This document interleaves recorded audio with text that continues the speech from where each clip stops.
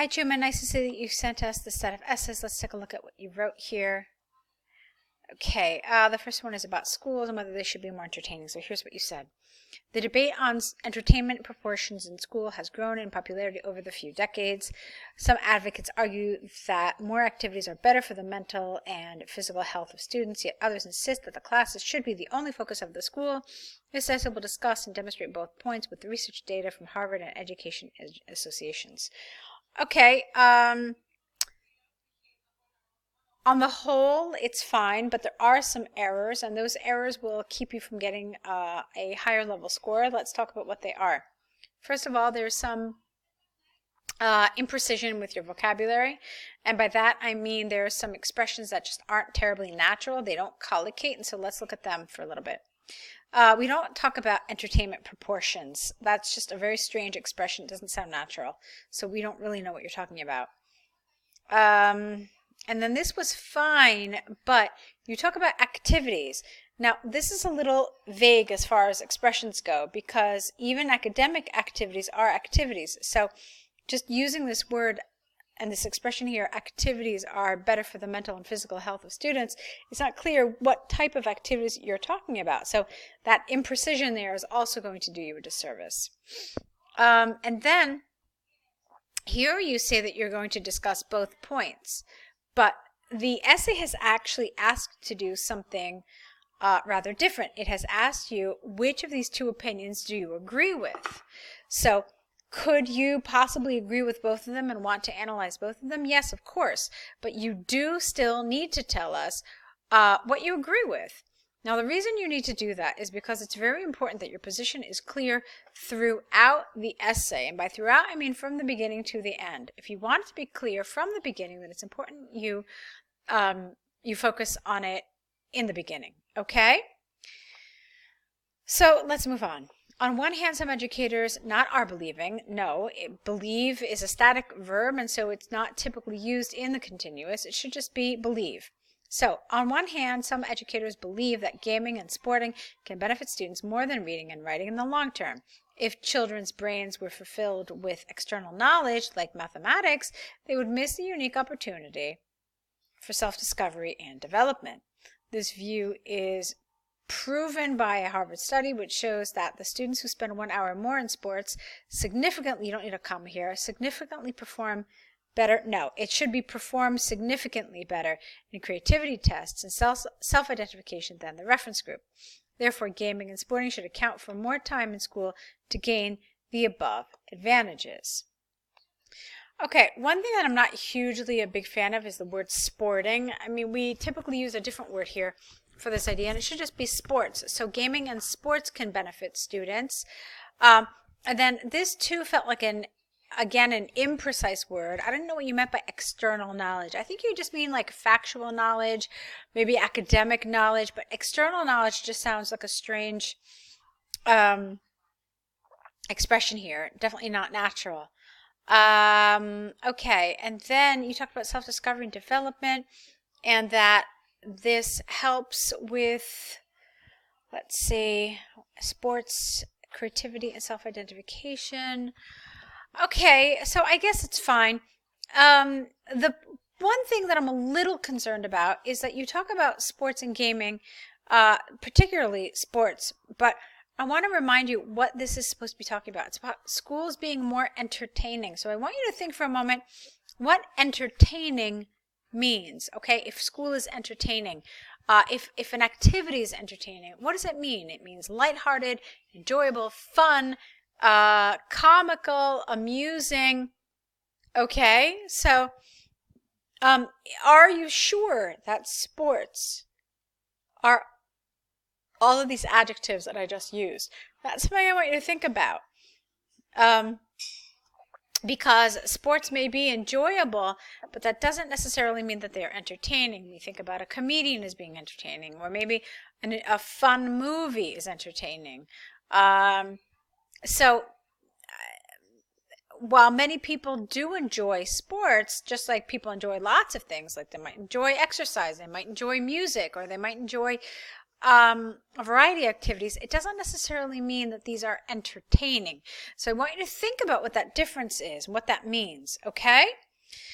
All right, so, and this is one of those interesting times when I believe that the people at IELTS are, in fact, testing your awareness of vocabulary. And this is where an awareness of vocabulary and showing this nuanced kind of response will get a higher score than someone who perhaps doesn't show such a nuanced response.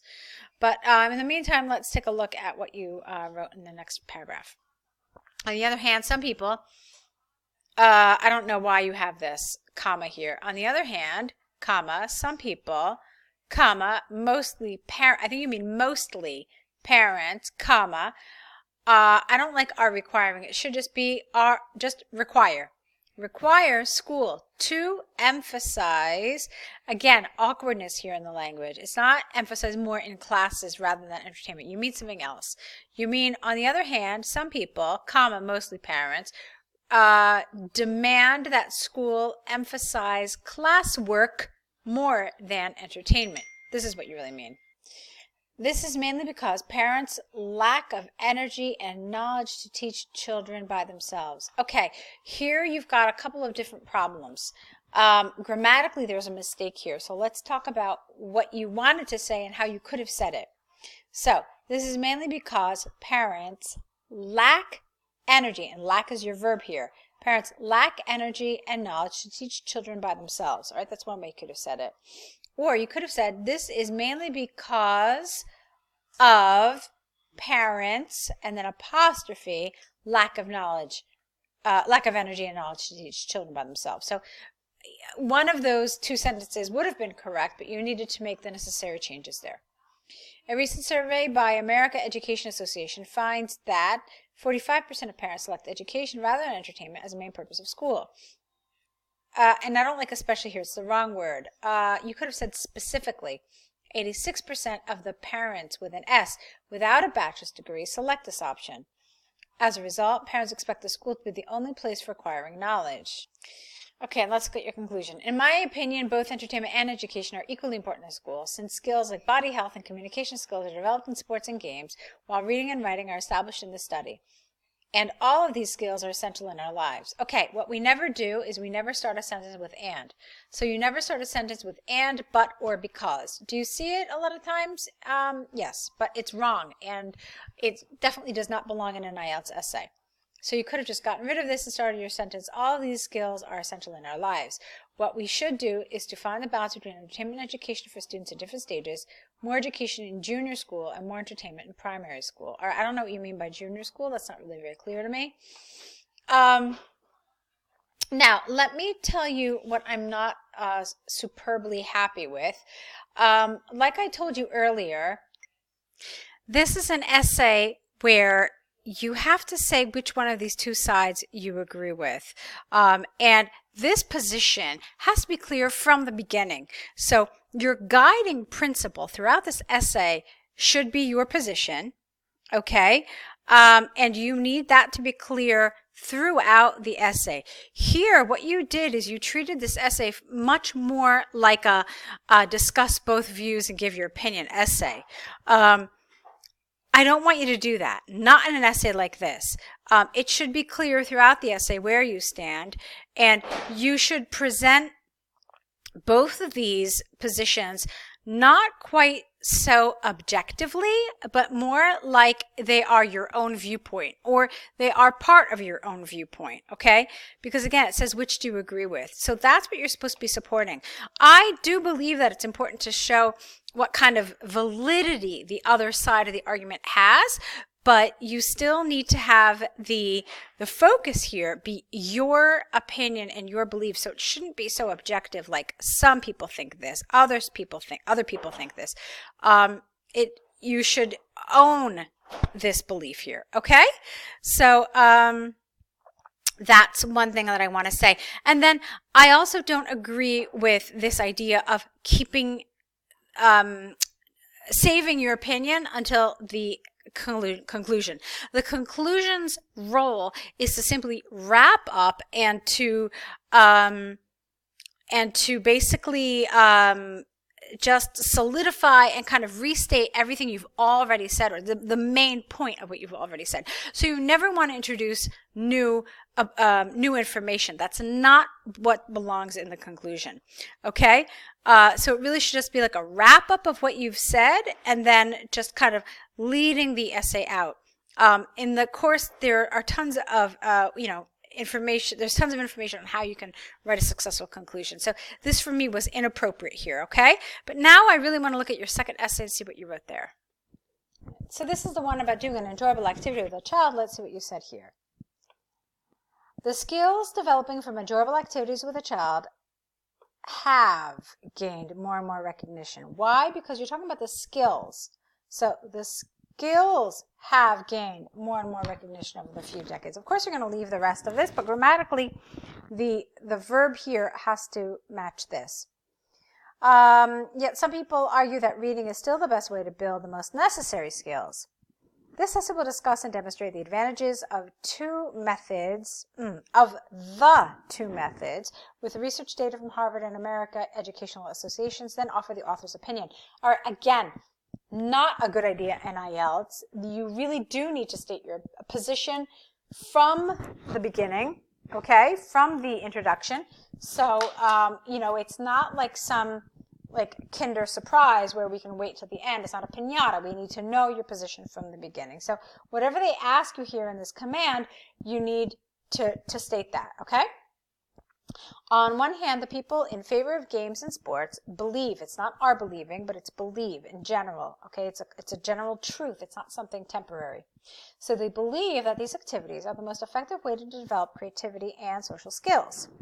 If a child lacks engagement with others, this child could not understand others and express themselves appropriately. Furthermore, statistics from American Education Associations demonstrate that comparing with the average, students who participate one less hour in outdoor games, perform 27% lower in creativity and speaking. As a result, increased attention and efforts are put on activity and education. Maybe what you mean here is, as a result, increased attention and efforts must be put on activities in education. Now, the thing is that you've really focused here quite a bit on schools, and I have not understood this topic as talking directly about school. It says doing an enjoyable activity with a child. So I've always interpreted this to mean doing an enjoyable activity with a child outside of the regular school hours. So rather in a child's leisure time. You instead have decided to focus this on, basically it sounds like within the school framework. Now, I don't want to say that that's necessarily wrong, because the prompt is written in such a way that it's unclear whether we were referring just to a child's leisure time or just school. But that being said, I do think you're kind of limiting yourself by just talking about this within the confines of education at school. So you could have made this a little more broad. But okay, it's fine. Let's see what else you said here. On the other hand, the fans of the reading method argue that reading is the most fundamental and productive method for self-improvement. This is because reading is the most common and accessible way for almost all skill development and advancement, especially a skill that nobody around can teach him. What does that mean? Especially a skill that nobody around can teach him. Who is him, first of all? And what exactly does this mean? So I'm a little confused about this expression here from the especially on.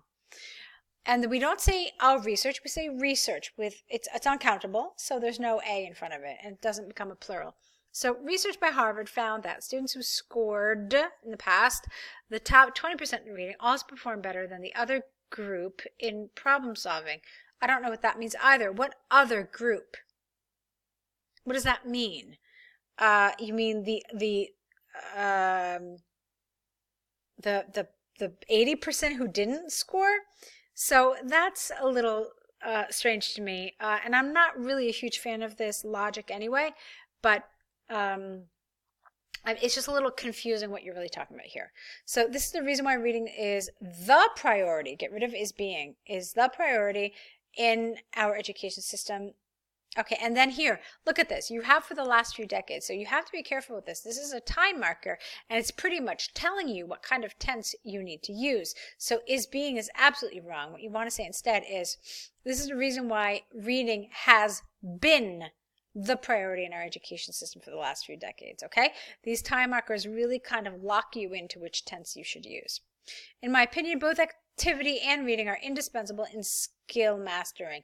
Rather than debating on which method is the best, the emphasis of our discussion should be varied and tailored according to the age and personality of a child, and thus maximize the benefits of education. Okay, so in essence, it sounds like you're taking a middle of the road approach.